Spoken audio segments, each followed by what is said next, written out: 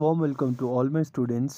तो आज हम पढ़ने जा रहे हैं जो लास्ट पोस्ट ट्रांसक्रिप्शनल मॉडिफिकेशन था, दैट इज़ द स्प्लाइसिंग और RNA splicing. Okay, so RNA splicing in molecular biology is a form of RNA processing in which a newly made precursor messenger RNA, या जिसको हमने क्या कहा था, pre mRNA, it is transformed into a mature messenger RNA। ठीक है, तो जो RNA splicing है ये भी एक टाइप का मॉडिफिकेशन है पोस्ट ट्रांसक्रिप्शनल, जिसमें हमारा प्री mRNA एक मैच्योर मैसेंजर RNA में कन्वर्ट होता है। ओके, तो डीएनए में क्या रहता है, डीएनए में हमेशा आरएनए में क्या रहता है, कोडिंग रीजन रहता है और एक उन कोडिंग रीजन्स के बीच में नॉन कोडिंग रीजन्स भी रहते हैं। तो जो कोडिंग रीजन है उसको हम क्या बोलते हैं, उन कोडिंग रीजन्स को हम बोलते हैं that is the exon. Okay, तो आप यहाँ पे देख सकते हैं इस डायग्राम में जो ये ब्लू कलर का है दैट इज़ द एक्सॉन। तो इसमें हमारा कोडिंग रीजन प्रेजेंट होगा या इसमें हमारा जीन प्रेजेंट होगा। तो इन एक्सॉन्स के बीच में हमारा नॉन कोडिंग रीजन प्रेजेंट रहता है, जिसको हम क्या बोलते हैं, जिसको हम बोलते हैं that is the intron. Okay, तो इंट्रॉन क्या है, नॉन कोडिंग रीजन है। तो इंट्रॉन हमेशा यहाँ से निकल जाता है ताकि ये जो दो एक्सॉन्स है वो एक दूसरे के पास आ जाए और हमारा जो जीन है वो कंप्लीट हो जाए। आप ऐसा कंसिडर कर सकते हैं कि फॉर एग्ज़ाम्पल एक्सॉन में जी, ये जो ब्लू कलर का जो दिख रहा है आपको, इस साइड में जी ई प्रेजेंट है और इस वाले एक्सॉन में एन ई। तो उस जीन वर्ड को कंप्लीट करने के लिए जो बीच में आपको जो येलो कलर का दिख रहा है part, that is the intron, उसका निकलना इम्पॉर्टेंट है। जब ये निकल जाएगा तो हमारा जीन कंप्लीट होगा। ओके, तो इंट्रॉन वो रीजन्स हैं जो एक्सॉन्स के बीच में प्रेजेंट होगा and which have non coding DNA, जिसका कोई रोल नहीं है किसमें, डीएनए या प्रोटीन ट्रांसलेशन में। ओके, तो आप देखो यहाँ पे भी देख सकते हैं। So during splicing, introns, which are the non-coding regions, are removed and exons, which are the coding regions, are joined together. For nuclear encoded genes, splicing take place within the nucleus either during or immediately after transcription। तो जो भी न्यूक्लियरली encoded jeans होंगे तो उनका जो ये post transcriptional modification है या जो स्प्लाइसिंग है वो न्यूक्लियस में ही होता है या ट्रांसक्रिप्शन के टाइम पे या ट्रांसलेशन के बाद। So the for those eukaryotic genes that contain introns, splicing is usually required in order to create an mRNA molecule that can be translated into protein। तो अगर हम यूकैरियोटिक जीन्स की बात करेंगे जिनमें इंट्रॉन्स रहता ही रहता है तो उनमें स्प्लाइसिंग बहुत इंपॉर्टेंट रोल प्ले करता है। जब स्प्लाइसिंग होगा तभी जो नॉन कोडिंग पार्ट है वो mRNA में से निकल जाएगा या इंट्रॉन्स निकल जाएंगे और हमारा जो फंक्शनल जीन है वहाँ पे फॉर्म होगा। उस फंक्शनल जीन से हमारा प्रोटीन क्या होगा, ट्रांसलेट होगा। Okay, so for many eukaryotic introns splicing is carried out in a series of reaction which are catalysed by spliceosome.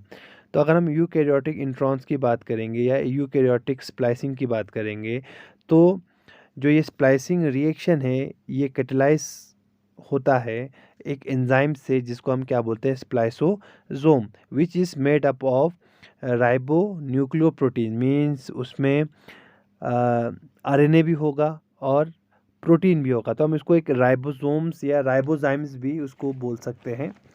Okay, तो जिसको हम नॉर्मली SNRNPs बोलते हैं। अगर हम इसको प्रोनाउंस करेंगे तो स्नर्प इसको प्रोनाउंस किया जाता है।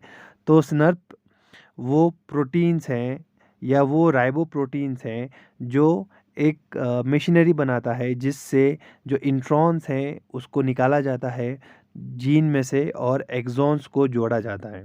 ओके, तो इस स्प्लाइसोसोम के साथ साथ इन मशीनों के साथ साथ कुछ सेल्फ स्प्लाइसिंग इंट्रॉन्स भी वहाँ प्रेजेंट रहते हैं जिनको हम क्या बोलते हैं, राइबोजाइम बोलते हैं, which have the capability of catalysing their own excision from their parent RNA molecules. ठीक है, तो कुछ सेल्फ स्प्लाइसिंग इंट्रॉन्स भी प्रेजेंट रहते हैं जो जिसको हम क्या बोलते हैं, राइबोजाइम, जिनमें वो कैपेबिलिटी रहती है कि वो पेरेंट आरएनए में से जो इंट्रॉन्स है उसको निकाल दे और वहाँ पे सिर्फ एक्सॉन्स ही बच जाए, या वो उन डीएनए में से, आरएनए में से निकल जाते हैं खुद ब खुद।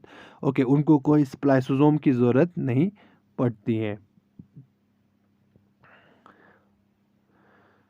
सो देखो, introns is derived from the term intragenic region and intracistron, mean genes के बीच में जो रीजन्स पाए जाते हैं which do not participate in protein synthesis, तो उन रीजन्स को हम क्या बोलते हैं, उन रीजन्स को हम इंट्रॉन बोलते हैं।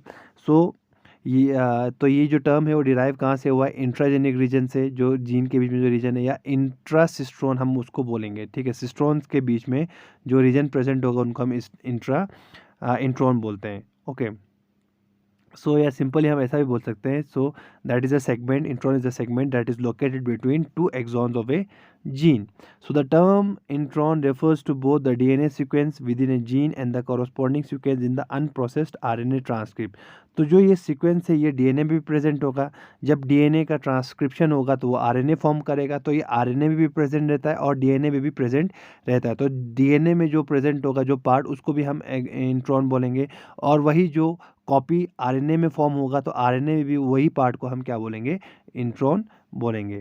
सो as part of the RNA processing pathway, introns are removed by RNA splicing, either shortly after or concurrent with transcription. तो जब DNA ट्रांसक्राइब हो जाएगा तो जो इंट्रॉन्स है उनको रिमूव किया जाता है by the process of RNA splicing. ठीक है, स्प्लाइस करना, स्प्लाइस मीन्स टुकड़े करना। ठीक है, तो आरएनए का हम टुकड़े करेंगे, इंट्रॉन्स को बाहर निकाल देंगे और एक्सॉन्स को वहाँ पे रखेंगे। तो जो इंट्रॉन्स है वो मोस्ट ऑफ द ऑर्गेनिजम्स में पाए जाते हैं, मोस्ट ऑफ द ऑर्गेनिजम्स के जीन्स में पाए जाते हैं, और बहुत सारे वायरसेस में भी ये जो इंट्रॉन है वो उनकी जीन्स में या जीनोम में पाया गया है। Okay, so they can be located in a wide range of genes including those that generate proteins, ribosomal RNA and transfer RNA. तो जो RNA है, राइबोसोमल RNA में भी इंट्रॉन्स रहेंगे, जो ट्रांसफ़र RNA है उसमें भी इंट्रॉन्स रहेंगे, और जो प्रोटीन्स फॉर्म होंगे मैसेंजर RNA से तो उस मैसेंजर RNA में भी ये इंट्रॉन्स पाए जाते हैं। ओके, तो अब देखो सबसे इम्पॉर्टेंट पार्ट है, with in introns a donor site. ठीक है, तो इंट्रॉन्स में अगर हम देखेंगे तो एक डोनर साइट रहता है eight the 5 prime end of the intron. तो आप इस डायग्राम में देख सकते हैं, तो ये जो 5 प्राइम एंड है, तो ये देखो जो ये 5 प्राइम साइट है यहाँ पे आपको दिख रहा होगा, जो ये ब्लू कलर का है एक्सॉन, तो वहाँ पे एक डोनर साइट प्रेजेंट रहता है। सो देखो जो GU आपको दिख रहा है that is the donor site, इसको हम क्या बोलते हैं, डोनर साइट बोलते हैं। And a branch site near the 3 prime end of the intron. तो जो ये 3 प्राइम एंड है यहाँ पे एक ब्रांच पॉइंट रहता है, देखो जो यहाँ पे 3 नंबरिंग किया हुआ है, थर्ड जिसके नीचे आपको एडेनिन दिख रहा है, that is the branch point. ठीक है, तो 3 साइट्स बहुत इंपॉर्टेंट है, एक जो 5 प्राइम साइट पे जो ये GU रीजन है, और बीच में आपको जो येलो कलर में जो A दिख रहा है जिसपे 3 लिखा हुआ है तो वो इम्पॉर्टेंट है, और यहाँ पे जो AG रीजन लिखा है 1 नंबर, तो that is also very important. तो ये जो 3 रीजन है वो इम्पॉर्टेंट रहता है और पार्टिसिपेट करता है मेनली किस में, दैट इज़ इंट्रॉन स्प्लाइसिंग में। तो with in intron a donor site 5 prime end of the intron, जो 5 प्राइम एंड पे पाया गया है उसको हम क्या बोलेंगे, डोनर साइट बोलेंगे। A branch site near the 3 prime end of the intron, 3 prime end पे एक साइट होता है जिसको हम क्या बोलते हैं, ब्रांच साइट बोलते हैं, और एक एक्सेप्टर साइट है जो 3 prime end of the intron पे पाया जाता है। ठीक है, सो आर रिक्वायर्ड फॉर स्प्लाइसिंग। तो ये जो 3 पॉइंट है वो बहुत इंपॉर्टेंट है स्प्लाइसिंग के लिए। एक 5 प्राइम एंड जो आपको दिख रहा है इंट्रॉन का, ठीक है, तो इंट्रॉन का 5 प्राइम एंड है यहाँ पे GU के पास, दैट इज़ द ये इसको हम क्या बोलेंगे, डोनर साइट बोलेंगे। और इसके बीच में आपको दिख रहा है that is 3 number, that is the branch point जहाँ पे एडेनिन आपको दिख रहा है। और उसके बाद जो 1 नंबर है that is the acceptor point. ठीक है, तो ये जो 3 रीजन है बहुत इंपॉर्टेंट है किसके लिए, स्प्लाइसिंग प्रोसेस के लिए। So the spliced donor site include an almost invariant sequence that is GU। तो जो डोनर साइट है जिसको हमने कहा 5 प्राइम एंड इंट्रॉन पे पाया जाता है, तो वहाँ पे एक सीक्वेंस है इनवेरिएंट जिसको क्या कहा जाता है, which includes the guanine and uracil. तो आप यहाँ पे देख सकते हैं गुआनिन एंड यूरेसिल। ओके, सो यहाँ पे एक इनवेरिएंट सीक्वेंस पाया जाता है इंट्रॉन के 5 प्राइम साइड पे या डोनर साइड पे, हम ऐसा बोल सकते हैं। Then within a larger, less highly conserved region, the splice acceptor site at the 3 prime end of the intron terminates the intron within an almost invariant AG sequence। Okay, तो अगर हम 3 prime acceptor side पे देखेंगे तो वहाँ पे एक invariant sequence है that is the adenine and guanine जो 1 नंबर पे आपको दिख रहा है, that is the AG which is also an invariant sequence. तो ये भी इम्पॉर्टेंट है जो इंट्रॉन के 3 प्राइम एंड पे प्रेजेंट है। देन उसके बाद है the upstream 5 prime word from the AG there is a region high in pyrimidine mainly cytosine and uracil, और जिसको हम क्या बोलते हैं पॉलीपिरिमिडिन ट्रैक्ट। तो आपको यहाँ पे दिख रहा है, तो जो ये AG रीजन है उसके ऊपर दैट इज एट द दूसरे नंबर पे आपको दिख रहा है PY लिखा है, तो इट्स ए पॉलीपिरिमिडिन ट्रैक्ट। तो यहाँ पे मेनली कौन सा न्यूक्लियोटाइड पाया जाता है, that is cytosine and uracil. तो इस रीजन में साइटोसिन और यूरेसिल का जो कंसंट्रेशन है बहुत ज़्यादा है। ओके, तो ये एक रीजन है। देन उसके ऊपर और एक रीजन है उसके आगे, that is the branch point.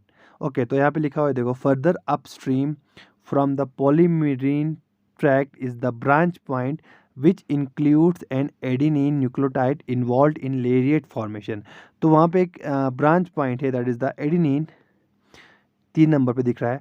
तो वो भी एक इम्पॉर्टेंट रोल प्ले करता है, मेनली ये लेरिएट स्ट्रक्चर फॉर्म करता है। ठीक है, तो लेरिएट स्ट्रक्चर हम किसको बोलते हैं, लेरिएट स्ट्रक्चर बोलते हैं, आपको यहाँ पे दिखेगा अभी डायग्राम में, ये जो आपको स्ट्रक्चर दिख रहा है देखो, ये वाला जो लास्ट में जो ब्लैक है,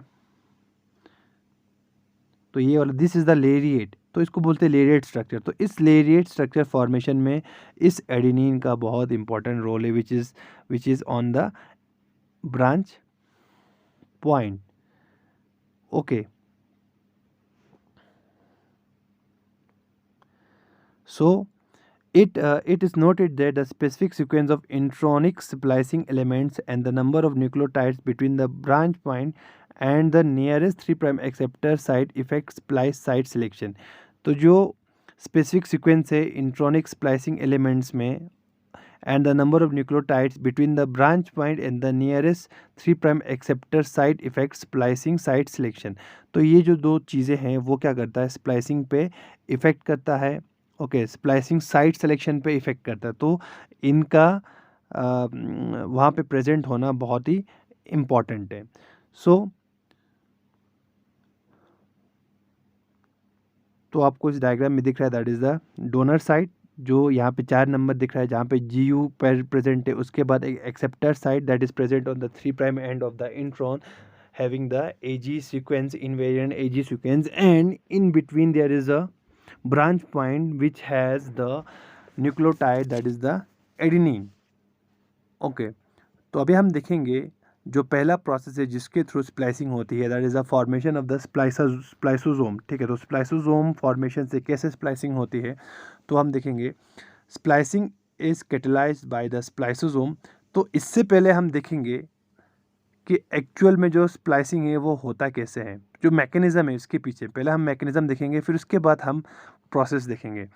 तो मेनली जो मैकेनिज़्म है इसमें 2 ट्रांस एस्टरिफिकेशन रिएक्शंस होते हैं। ठीक है, तो पहला क्या होता है, जो ये ब्रांच पॉइंट पे एडेनिन है वहाँ पे OH ग्रुप प्रेजेंट रहता है। ये जो OH ग्रुप है इस एडेनिन पे ब्रांच पॉइंट पे वो न्यूक्लियोफिलिक अटैक करता है, इसका OH ग्रुप अटैक करता है किस पे, GU पे। ओके, आप इस डायग्राम में देख सकते हैं कि जो ब्रांच पॉइंट है एडेनिन, इस पे एक OH ग्रुप प्रेजेंट रहता है, तो इसका OH ग्रुप अटैक करता है किस पे, जो यहाँ पे GU रीजन दिख रहा है आपको, वहाँ पे इसके फॉस्फेट पे जो 5 प्राइम एंड पे है, जिसको हम क्या बोलते हैं एक्सेप्ट डोनर पॉइंट, उसके फॉस्फेट पे अटैक करता है, न्यूक्लियोफिलिक अटैक करता है। न्यूक्लियोफिलिक अटैक करने से क्या होता है, न्यूक्लियोफिलिक अटैक करने से आपको इस तरीके का एक स्ट्रक्चर देखने को मिलता है, that is the formation of phosphodiester bond. ठीक है, तो यहाँ पे बॉन्ड बनता है किसके बीच में, जो हमारा ब्रांच पॉइंट पे एडेनिन है और जो ये गुआनिन है उसके फॉस्फेट के बीच में यहाँ पे बॉन्ड, फॉस्फोडाइस्टर बॉन्ड फॉर्म होता है, जिसकी वजह से ये एक ऐसा स्ट्रक्चर अडॉप्ट कर लेता है। ओके, देन ये हो गया हमारा पहला ट्रांस एस्टरिफिकेशन रिएक्शन। उसके बाद और एक ट्रांस एस्टरिफिकेशन रिएक्शन होता है। इसमें अब देखो, ये जो गुआनिन है जिससे जो इंट्रॉन्स वो अलग हो गए थे, तो जो एक्सॉन्स यहाँ पे बचा हुआ है, उस एक्सॉन के ऊपर OH 3 prime OH group present रहता है। तो ये जो 3 प्राइम OH है वो अब अटैक करता है किस पे, ये अटैक करता है हमारे जो एक्सेप्टर है, एक्सेप्टर पॉइंट पे। ये देखो यहाँ पे एक्सेप्टर पॉइंट के गुआनिन पे। ओके, तो AG, तो उस पे अटैक करता है, उसके फॉस्फेट पे अटैक करता है, उस पे उसके फॉस्फेट पे ऐसे न्यूक्लियोफिलिक अटैक करके फिर ये जो बॉन्ड है गुआनिन और इस गुआनिन के बीच में ये ब्रेक हो जाता है। ब्रेक होने के बाद इस गुआनिन और उस गुआनिन के बीच में बॉन्ड फॉर्म होता है, और जो ये एक्सॉन्स है वो एक्सॉन्स क्या हो जाते हैं, वो एक्सॉन्स यहाँ पे फॉस्फोडाइस्टर बॉन्ड फॉर्म करके वो जुड़ जाते हैं, ये वो यूनाइट हो जाते हैं, और जो इंट्रॉन था यहाँ पे वो लेरिएट फॉर्म में रिलीज हो जाता है। तो इस ये मैकेनिज्म है जिसमें दो ट्रांस एस्टरिफिकेशन रिएक्शंस होते हैं। इस दो ट्रांस एस्टरिफिकेशन रिएक्शन के वजह से जो इंट्रॉन्स हैं वो निकल जाते हैं और जो एक्सॉन्स है वो यूनाइट हो जाते हैं। ओके, अब मैकेनिज्म के बाद हम एक्चुअल देखेंगे कि स्प्लाइसोसोम में किस तरीके से जो स्प्लाइसोसोम्स है उसमें प्रोटीन असेंबल होते हैं और किस तरीके से वो ट्रांस एस्टरिफिकेशन रिएक्शंस कराता है, एंड जो सेल्फ स्प्लाइसिंग इंट्रॉन्स है उसमें किस तरीके से स्प्लाइसिंग होती है वो हम देखेंगे। तो पहले हम देखेंगे स्प्लाइसोसोम में किस तरीके से होता है। तो स्प्लाइसोसोम क्या है, मैंने आपको ऑलरेडी कहा कि it is made up of ribonucleoprotein. तो splicing is catalysed by the spliceosome, a large RNA protein complex composed of 5 small nuclear ribonucleoproteins या SNPs हम इसको कहते हैं। तो 5 स्मॉल राइबोन्यूक्लियोप्रोटीन से क्या फॉर्म होता है, हमारा स्प्लाइसोसोम फॉर्म होता है।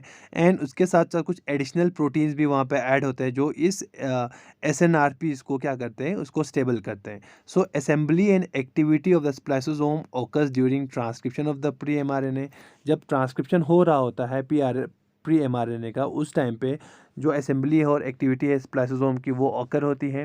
The RNA component of SNRPs interact with the introns and are involved in catalysis। ठीक है, तो जो RNA कंपोनेंट्स होगा, क्योंकि देखो राइबोन्यूक्लियोप्रोटीन है तो उसमें राइबोसोम होगा, ठीक है, या हम ऐसा बोल सकते हैं RNA होगा।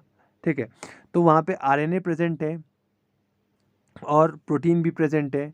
सो जो RNA पार्ट है इस SNRP में, तो वो इंट्रॉन्स के साथ इंटरेक्ट करता है और मेनली जो कैटेलिसिस है या जो स्प्लाइसिंग है वो परफॉर्म करता है। So two types of spliceosome have been identified, major and minor, which contain different SNRPs। तो दो टाइप्स के स्प्लाइसोम अभी तक आइडेंटिफाई हुआ है, एक को हम क्या बोलते हैं मेजर और दूसरे को बोलते हैं माइनर। तो दोनों में डिफरेंट SNRPs रहते हैं। अगर हम मेजर स्प्लाइसोसोम की बात करेंगे, so the major spliceosome splices introns containing GU at the 5 prime splice site and AG at the 3 prime splice site। तो जो स्प्लाइसोसोम है वो क्या करता है, जो ये मेजर स्प्लाइसोसोम है वो इंट्रॉन्स को कट करता है कहाँ पे, जो 5 प्राइम डोनर साइट है या हम स्प्लाइस साइट बोलेंगे इंट्रॉन्स के, और जो AG रीजन है, ठीक है, या हम जो एक्सेप्टर रीजन बोलेंगे 3 प्राइम, जहाँ पे AG जो न्यूक्लियोटाइड है वो प्रेजेंट है, वहाँ पे क्या करता है वो इंटरेक्ट करता है और इंट्रॉन्स को इन साइट्स पे इंटरेक्ट करके ट्रांसएस्टरिफिकेशन रिएक्शन से उन इंट्रॉन्स को एक्सॉन में से निकाल के फेंक देता है, ठीक है। तो जो ये मेजर स्प्लाइसोसोम है, इसमें 5 SNRPs रहते हैं जिनके नाम है U1, U2, U4, U5 and U6 SNRPs and is active in the nucleus. तो इनको न्यूक्लियर स्प्लाइसिंग भी कहा जाता है कभी कभार, ठीक है, न्यूक्लियर स्प्लाइसिंग भी कहा जाता है, okay. So in addition, a number of protein including U2 small nuclear RNA auxiliary factor, that is U2 SNR AF1, ठीक है, that is U2 AF2 and SF1, these are required for the assembly of the spliceosome। In 5 SNRP के साथ साथ और कुछ proteins हैं वो भी पार्टिसिपेट करते हैं ताकि स्प्लाइसोसोम प्रॉपरली असेंबल हो जाए, जिसमें आता है हमारा U2AF35, U2AF2 और SF1, okay. The spliceosome form different complex during the splicing process. तो जो ये स्प्लाइसोसोम है वो अलग अलग कम्प्लेक्सेस फॉर्म करते हैं, जिसमें आपका आता है कम्प्लेक्स ई, कम्प्लेक्स ए, कम्प्लेक्स बी स्टार और कम्प्लेक्स सी। तो हम देखेंगे कम्प्लेक्स ई कैसे बनता है। तो अब देखो, सबसे पहले जो U1 SNRP है वो बाइंड होता है कहाँ पे, it binds to the GU sequence at the 5 prime splice site of an intron. तो मैं आपको अभी एक डायग्राम दिखाता हूँ, उसमें आपको पता चलेगा। Then splicing factor 1 binds to the introns branch binds sequence, then U2AF1 binds at the 3 prime splice site of the introns, then U2AF2 binds to the polypyrimidine track। तो कम्प्लेक्स ई कैसे बनता है, जो U1 SNRP है वो GU sequence पे, जो हमारे 5 प्राइम साइट पे प्रेजेंट होगा, वहाँ पे बाइंड होता है, ओके। देन उसके बाद एक स्प्लाइसिंग फैक्टर है SF1, स्प्लाइसिंग फैक्टर 1 बाइंड होता है कहाँ पे, ब्रांच पॉइंट सीक्वेंस पे। और उसके बाद जो 2 एडिशनल प्रोटीन्स है U2AF1 और U2AF2, तो ये दोनों बाइंड होते हैं। जो U2AF1 है वो बाइंड होता है 3 प्राइम स्प्लाइस साइट पे इंट्रॉन के, और U2AF2 बाइंड होता है कहाँ पे, जो पॉलीपिरिमिडीन ट्रैक्ट है, जो ब्रांच पॉइंट और जो 3 प्राइम पॉइंट है उन दोनों के बीच में, ओके। तो ये सब जब बाइंड होगा तो ये जो कम्प्लेक्स फॉर्म करते हैं उस कम्प्लेक्स को हम क्या बोलते हैं, कम्प्लेक्स ई। तो अब अभी अब मैं आपको एक डायग्राम दिखाता हूँ, उसमें आपको क्लियर हो जाएगा। तो आप इस डायग्राम में देख सकते हैं कि जो U2AF है वो 3 प्राइम इंट्रॉन एंड पे ऐड होता है, ठीक है। देन जो U2AF65 है वो जो पॉलीपिरिमिडीन ट्रैक्ट है वहाँ पे जाके बाइंड हो जाता है, एंड उसके बाद जो SF1 है वो बाइंड होता है कहाँ पे, हमारे ब्रांच पॉइंट पे। और जो U1 है वो बाइंड होता है कहाँ पे, U1 ये बाइंड होता है जो 5 प्राइम एंड है इंट्रॉन के, जिसको हमने क्या कहा, डोनर साइड कहा था, वहाँ पे जाके बाइंड हो जाता है। तो ये जब सब बाइंड हो जाएंगे तो हम उसको क्या बोलते हैं, उसको हम बोलते हैं ई कम्प्लेक्स, ओके। देन उसके बाद फॉर्म होता है वहाँ पे दूसरा कम्प्लेक्स, दैट इज द ए। तो कम्प्लेक्स ए को हम क्या बोलते हैं, प्री स्प्लाइसोसोम भी बोलते हैं। सो कम्प्लेक्स ए में क्या होता है, the U2 SNRP displaces SF1 and binds to the branch point sequence and ATP is hydrolyzed। तो इसमें क्या होता है, जो ये U2 SNRP है वो SF1 को डिस्प्लेस करता है, जो हमारे ब्रांच पॉइंट जहाँ पे एडेनिन प्रेजेंट है वहाँ पे अटैच हुआ था, उसको डिस्प्लेस करके U2 वहाँ पे बाइंड हो जाता है। तो इस डायग्राम में आप देखो सेकंड वाले, तो जो SF1 है उसको हटा के U2 यहाँ पे बाइंड हो गया है। So this will form our complex A which is also called pre spliceosome. Then उसके बाद कम्प्लेक्स बी फॉर्म होता है, जिसको हम क्या बोलते हैं, प्री कैटेलिटिक स्प्लाइसोसोम। तो उसमें क्या होता है, जो U5, U4 और U6 SNRP ट्राइमर है वो ये तीनों बाइंड हो जाते हैं, and the U5 SNRP bind exon at the 5 prime site with U6 binding to the U2। जो ये U5 SNRP है वो एक्सॉन पे बाइंड हो जाता है, मेनली कहाँ पे, जो डोनर साइट है that is the 5 prime site. और जो U6 है वो बाइंड होता है किसके साथ, U2 के साथ, which is present on the mainly on the branch point. Okay, तो इस डायग्राम में आप देख सकते हैं, you can see from this diagram, जो हमारा थर्ड है, देखो U2 यहाँ पे आ गया है, U5, U4 और U6 ये तीनों बाइंड हो रहे हैं कहाँ पे, 5 प्राइम एंड पे जो डोनर साइट है। तो U5 मेनली बाइंड हो रहा है 5 जो 5 प्राइम साइट पे, और जो U6 है वो बाइंड होगा किसके साथ, U2 के साथ। तो यहाँ पे कनेक्शन दिखाया नहीं है। ओके, देन उसके बाद जो कम्प्लेक्स बनता है that is the complex B star उसको कहा जाता है। तो जो कम्प्लेक्स बी स्टार यहाँ पे फॉर्म हो रहा है, या कम्प्लेक्स हम उसको B1 कम्प्लेक्स भी बोलते हैं, या B2 कम्प्लेक्स भी उसको कहा जाता है। नॉर्मली यहाँ पे इन्होंने मेंशन किया है B और B स्टार, तो हम पहले B1 भी बोलते हैं उसको, B2 भी कम्प्लेक्स हम उसको बोल सकते हैं। तो B कम्प्लेक्स B में क्या होता है, the U1 SNRP is release, U5 shifts from exon to intron and the U6 binds at the 5 prime splice site. तो जो ये U1 SNRP था मेनली 5 प्राइम साइट पे, वो रिलीज़ हो जाता है, और जो U5 था it shifts from exon to intron, तो वो मेनली एक्सॉन पे प्रेजेंट था 5 प्राइम एंड पे, अब वो एक्सॉन पे शिफ्ट हो जाता है, सॉरी इंट्रॉन पे शिफ्ट हो जाता है। एंड जो U6 U2 के साथ बाइंड था, it binds at the 5 prime splice site, जहाँ पे स्प्लाइसिंग होना है वहाँ पे ये बाइंड हो जाता है। देन कम्प्लेक्स सी जिसको हम क्या बोलते हैं, कैटेलिटिक स्प्लाइसोसोम बोलते हैं, जो U4 है it is release and U6 U2 catalyze the first trans esterification reaction, making the 5 prime end of the intron ligate to A on the intron and form a lariat. Okay, then U5 bind exon at 3 prime splicing site and the 5 prime site is cleaved, resulting in the formation of the lariat. Then उसके बाद complex सी star है, उसमें क्या होता है, U2 U5 U6 remain bound to the lariat and 3 prime site is cleaved and exons are ligated using ATP hydrolysis. ठीक है, the splice RNA is release, the lariat is released and degraded and the SNRP are recycled. तो आपको इस diagram में मैं दिखाऊंगा किस तरीके से होता है। ओके, तो यहाँ पे आप देख सकते हैं इस डायग्राम में कि जो कम्प्लेक्स B1 बनता है, ओके, कम्प्लेक्स B1 तो या B स्टार हम इसको बोलते हैं, उसमें क्या होता है कि जो ये U5 था जो मेनली U1 था वो पहले रिलीज़ हो जाएगा, U1 विल बी रिलीज, देखो यहाँ इसमें आपको U1 नहीं दिख रहा है, U1 विल बी रिलीज, और जो U5 था जो एक्सॉन पे था वो इंट्रॉन पे आ जाएगा, एंड जो U6 था अब वो 5 प्राइम इंट्रॉन पे बाइंड हो जाएगा। ओके, तो ये हो गया बी स्टार कम्प्लेक्स में। देन उसके बाद जो सी कम्प्लेक्स है जिसको हम क्या बोलेंगे, कैटेलिटिक एक्टिव साइट, तो उसमें क्या होता है, जो U4 है वो भी रिलीज हो जाता है, U4 रिलीज हो जाता है, और जो U6 और U2 है इट विल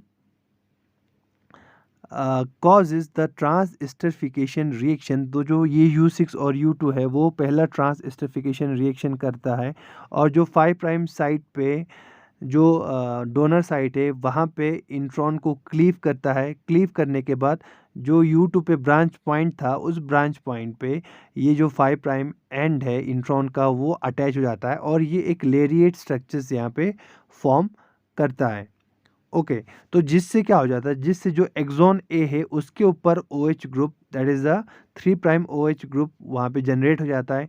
अब वो 3 प्राइम OH ग्रुप क्या करता है, इस एक्सॉन पे जो एक्सॉन बी यहाँ पे लिखा हुआ है, एक्सॉन बी के जो ये डोनर साइट एक्सेप्टर साइट है जहाँ पे हमने देखा था AG प्रेजेंट था, वहाँ पे अटैक न्यूक्लियोफिलिक अटैक करता है। न्यूक्लियोफिलिक अटैक करने के बाद फिर इस एक्सॉन से भी इंट्रॉन को अलग कर देता है, and the intron will be release like this. ठीक है, इंट्रॉन रिलीज हो जाता है किस फॉर्म में, लेरिएट फॉर्म में, जो आपको ये रेड कलर के ऊपर जो ग्रीन ग्रीन दिख रहा है 5th पॉइंट पे, देखो दिस इज द इंट्रॉन। तो इंट्रॉन इस तरीके से रिलीज हो जाता है along with the U2 U5 and U6। Okay, then जो लास्ट पॉइंट है that is the C star complex, इसमें क्या होता है, इसमें जो एक्सॉन है और एक्सॉन बी है, इन दोनों के बीच में एक बॉन्ड फॉर्म होता है, दे unite by the help of ATP hydrolysis. तो एटीपी एनर्जी यहाँ पे यूज़ होती है और एक्सॉन ए और एक्सॉन बी जुड़ जाते हैं और जो इंट्रॉन है इट इज़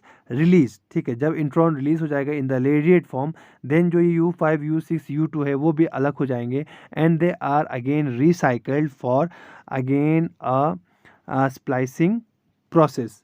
ठीक है, तो सबसे पहले हमारा क्या फॉर्म होता है, सबसे पहले हमारा फॉर्म होता है ई कम्प्लेक्स, उसके बाद जो पहला ई कम्प्लेक्स फॉर्म होता है उसके बाद हमारा फॉर्म होता है बी ए कम्प्लेक्स। ठीक है, उसके बाद बी कम्प्लेक्स, यहाँ जिसको हम B1 कम्प्लेक्स बोलेंगे, जिसमें U5 U4 U6 रहता है और U1 रिलीज हो जाता है। देन उसके बाद हमारा फॉर्म होता है B2 कम्प्लेक्स।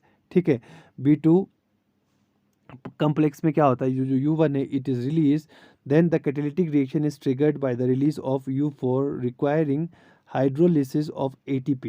ठीक है, जब ये U4 भी यहाँ से रिलीज हो जाता है तो हमारा B2 कम्प्लेक्स फॉर्म होता है।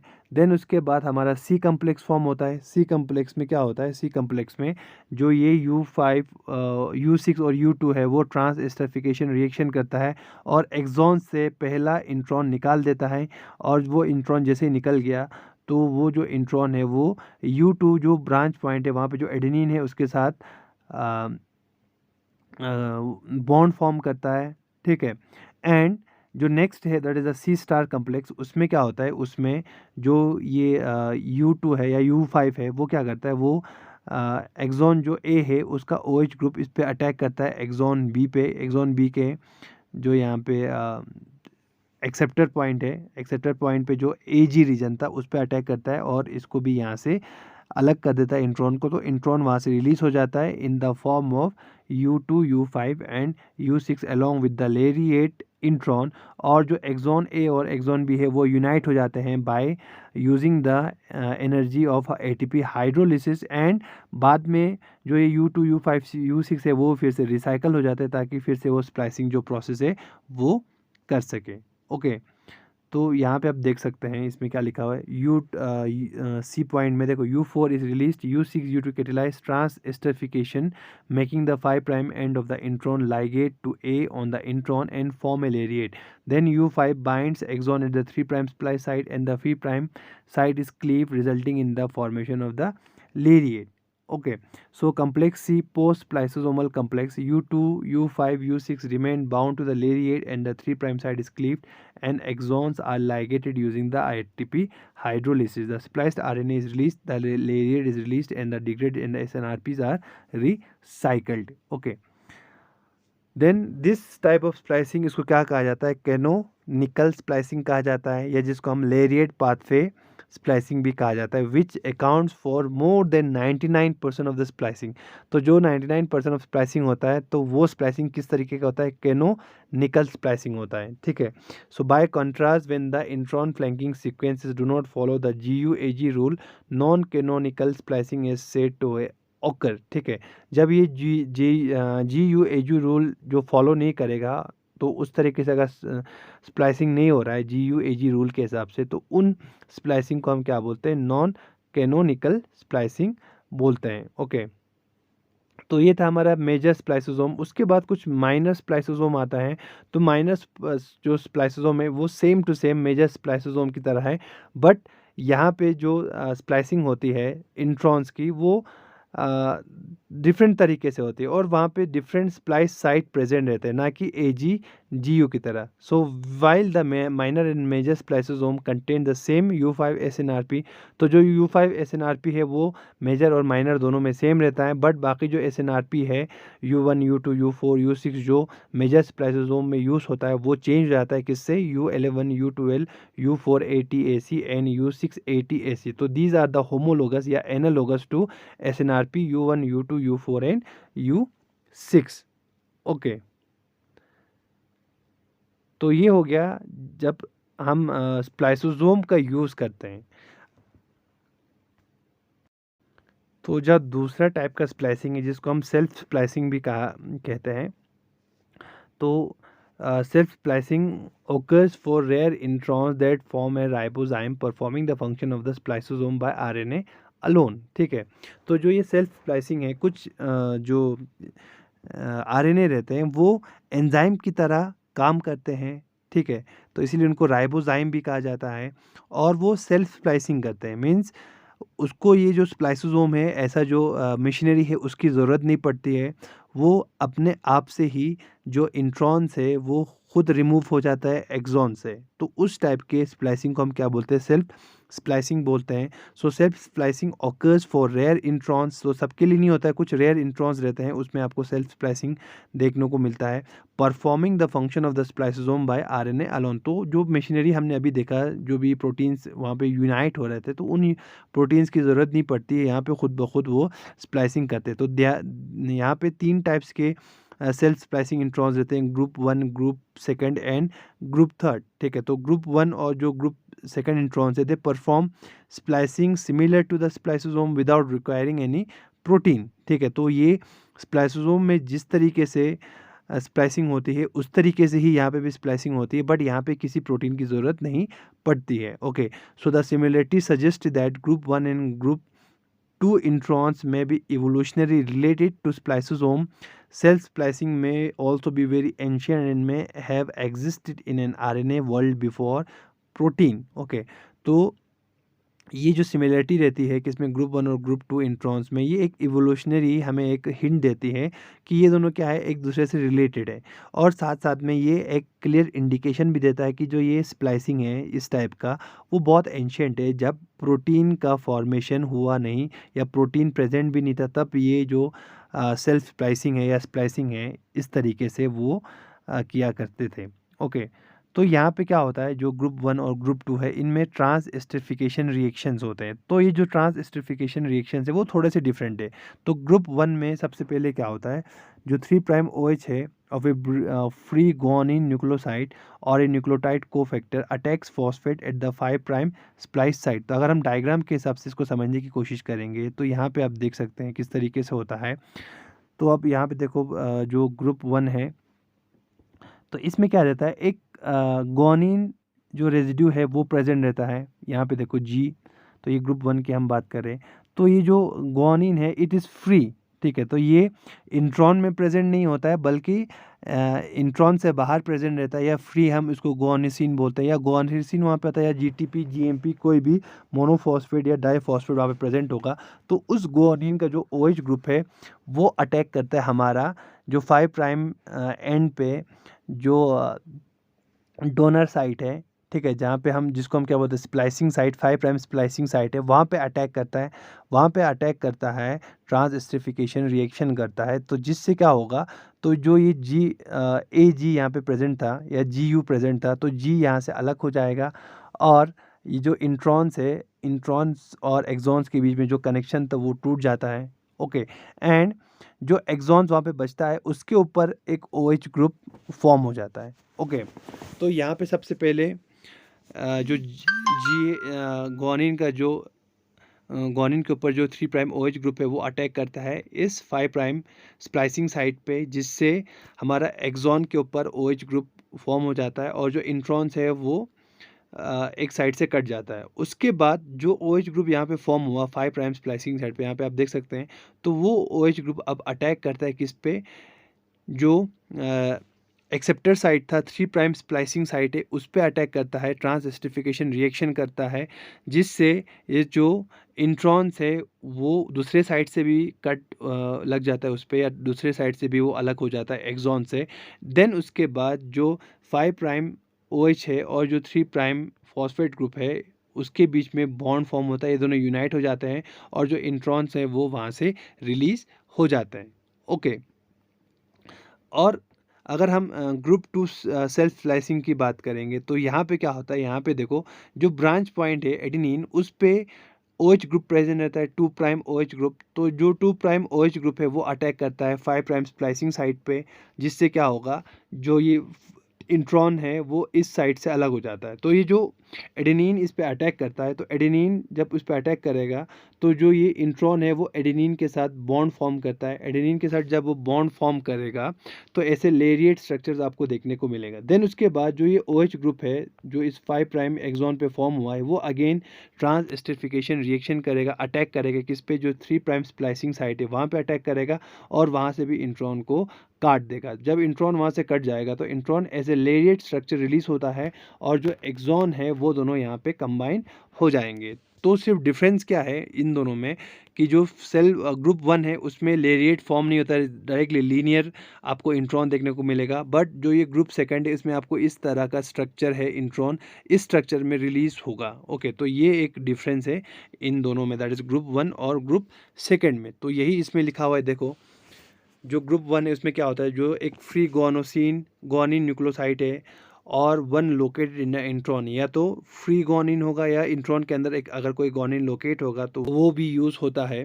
और अ nucleotide cofactor that is GMP या GDP या GTP वो अटैक करता है किस पे, 5 प्राइम स्प्लाइस साइट के फॉस्फेट पे। देन उसके बाद दूसरा क्या होता है, दूसरा जो अब 5 प्राइम स्प्लाइस साइट पे जो एक्सॉन पे OH ग्रुप फॉर्म हुआ है 3 प्राइम OH ग्रुप, वो एक न्यूक्लियोफाइल की तरह परफॉर्म करता है और दूसरा ट्रांसएस्टरिफिकेशन रिएक्शन करता है और दोनों इन जो एक्सॉन्स है इंट्रॉन्स है दोनों साइड्स पे वो कट लग जाता है उसको, अब वो रिलीज हो जाता है और जो एक्सॉन्स है वो दोनों यूनाइट हो जाते हैं। ओके, अब जो ग्रुप 2 इंट्रॉन्स है उसमें सिर्फ डिफरेंस क्या है, यहाँ पे जो एडेनोसिन होगा ब्राइन साइड पे प्रेजेंट होता है, उसका 2 प्राइम OH ग्रुप अटैक करता है 5 प्राइम स्प्लाइस साइड पे, तो उससे एक लेरिएट स्ट्रक्चर फॉर्म होता है जो मैंने आपको दिखाया, जो ये राउंड कलर का स्ट्रक्चर फॉर्म हो रहा था, तो वैसा लेरिएट स्ट्रक्चर फॉर्म होता है। देन उसके बाद जो एक्सॉन पे 3OH ग्रुप प्रेजेंट था वो 3OH ग्रुप अब दूसरा ट्रांसएस्टरिफिकेशन रिएक्शन करेगा 3 प्राइम स्प्लाइसिंग साइड पे और एक्सॉन्स जुड़ जाएंगे और इंट्रॉन्स लेरिएट फॉर्म में रिलीज हो जाएंगे। ओके, तो इस तरीके से क्या होता है, सेल्फ स्प्लाइसिंग होता है। सो इन दिस वे अगर हम डायग्राम में देखेंगे तो अब देखो, this is the pre mRNA spliceosome जिसको हम न्यूक्लियर स्प्लाइसिंग स्प्लाइसोसोम भी कहते हैं, ठीक है, न्यूक्लियर स्प्लाइसिंग भी बोलते हैं। देन उसके बाद ग्रुप 1 स्प्लाइसिंग है, देन ग्रुप 2 स्प्लाइसिंग है, स्प्लाइसोसोम है या ग्रुप 1 स्प्लाइसोसोम है। तो ग्रुप 1 इस तरीके से करता है, ग्रुप 2 इस तरीके से करता है, ग्रुप जो स्प्लाइसोसोम है उस तरीके से करता है। बाकी सबका जो फंक्शन है वो सेम है, दैट इज़ 2 ट्रांसएस्टरिफिकेशन रिएक्शंस होते हैं, ठीक है। तो पहले ट्रांसएस्टरिफिकेशन रिएक्शन में ये जो 5 प्राइम एंड पे जो एक्सॉन है और इंट्रॉन इनके बीच में जो बॉन्ड है वो ब्रेक हो जाता है, फॉस्फेट बॉन्ड ब्रेक हो जाता है। उसके बाद दूसरे ट्रांसएस्टरिफिकेशन रिएक्शन में जो इस एक्सॉन के ऊपर 5, देखो इसमें भी आप देख सकते हैं OH ग्रुप, इस वाले 5 पे भी OH ग्रुप है और इस वाले 5 पे भी OH ग्रुप है। ये OH ग्रुप अब न्यूक्लियोफाइल की तरह बिहेव करता है और ये जो 3 प्राइम एंड है उसके ऊपर जो हमारा हमने कहा था डोन एक्सेप्टर साइट, उसके एडेनिन और गोनिन के बीच में जो बॉन्ड है या एक्सॉन और इंट्रॉन के बीच में जो फॉस्फेट बॉन्ड है उसको उस पर अटैक करता है और वो ब्रेक कर देता है और हमारा इंट्रॉन वहाँ से निकल जाता है और एक्सॉन एक्सॉन दोनों यूनाइट हो जाते हैं एंड इंट्रॉन्स आर रिलीज। तो ग्रुप 1 और ग्रुप 2 और जो ये स्प्लाइसोसोम है इनमें जो इंट्रॉन रिलीज होता है वो लेरिएट फॉर्म में होता है, जो ये आपको दिख रहा है, ये जो 9 टाइप जो ये स्ट्रक्चर है इसको हम लेरिएट बोलते हैं। तो इस लेरिएट स्ट्रक्चर में वो रिलीज होते हैं, बट ग्रुप 1 का जो इंट्रॉन जो रिलीज होगा वो ऐसे लीनियर तरीके से वो रिलीज होगा। Okay, so this is all about the splicing which is also a post transcriptional modification. Thank you.